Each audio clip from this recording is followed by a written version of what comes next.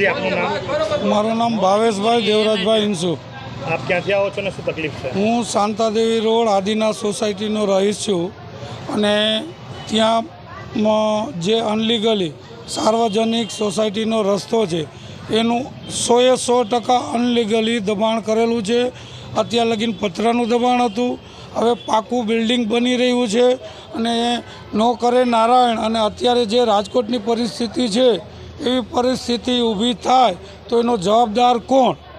અને બીજી તરફ અમે 1 વર્ષથી આ નગરપાલિકાને રાઇટિંગમાં લખાણ આપીએ છીએ, અમે બંધ કરાવીએ છીએ પણ આજ લગીન 100% અનલીગલી કામમાં આ લોકોએ કોઈ પણ રિસ્પોન્સ આપતા નથી।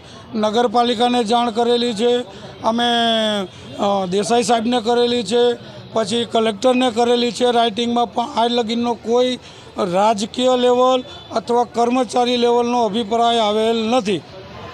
જો આગામી દિવસોની અંદર બાંધકામ બંધ નહીં થાય તો આપ કયા પગલાં લેશો? આગામી દિવસોની ઉપર બાંધકામ નહીં થાય તો પછી સીધી જ વાત છે કે 100% અનલીગલી કામ જો ભાજપની સરકારમાં ચાલતું હોય તો એ વસ્તુ અમે પણ કરી શકીએ અને અમે કરીએ તો પછી કોઈ રાજકીય પક્ષ યા તો કોઈ પણ કોર્પોરેશનને આ બાબતમાં એક્શન ના લેવા જોઈએ। સીધી વાત છે, આ લોકો વિઝિટ કરવા પણ રાજી નથી। આપનું નામ? મંજુલાબેન। ક્યાં રહો છો આપ?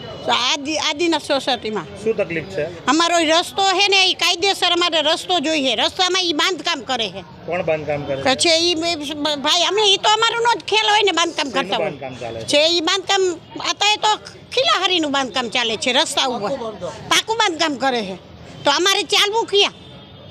અમારે ચાલવા જોઈએ ને, તો બાંધકામ કરી દઈએ તો કાલ કાંઈક તકલીફ પડી તમે ક્યાંથી જલ્દી આમ બહાર જવા નીકળી તો ફરતો રસ્તો હોય તો છોડવો જોઈએ ને, તો બાંધકામ કરી લઈએ ચાલે થોડુંક, તો નગરપાલિકાને એ પગલાં લેવા પડે। અમે કેવા આવી અમે વર્ષ દીથી આ નોટિસો આપી તો કેમ નથી કાન દેતા એમ, એ એને જોવું જોઈએ। તો પછી અમારે તો એના ભાઈ ઝડીઓ કાઢવાની છે, કાયમ નગરપાલિકામાં આવવું, અમારે એ જ કામ કરવાનું છે।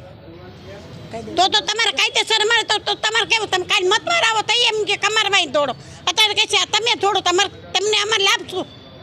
અમારે બધો લાભ મળવો જોઈએ ને। કાલે તમને ચૂંટાવ્યા તો અમે ઊભા રહ્યા, તો અહીંયા હાલો આ મિટિંગ છે, અહીંયા હાલો। અત્યારે અમે કહેવાય તો કેમ અમારું કામ ન કરે? તો એને કાયદેસર પગલાં લેવા પડે એમ, નગરપાલિકાને કાયદેસર પગલાં લેવા જ પડે। તો એમ થાય કે આ અમારું કામ કર્યું, કાલ અમે અહીંયા ઊભા રહી, આજે અમારું કામ કર્યું ને તમે કાલે અહીંયા ઊભા રહી કે અમારું કામ કર્યું તમારી માંગ કરી। ચીફ ઓફિસરે શું કીધું? અમને કીધું કે એને કીધું 2 કલાકમાં હાલો અમે કરશો કામ। હવે 2 કલાક તો હમણાં વહી ગયા, અમે તો કહીશું ત્યાં લગે અમે ઊભા રહી, અમને લઈને જ જાય એના સાથે જ હાલો અમારું કામ કરી।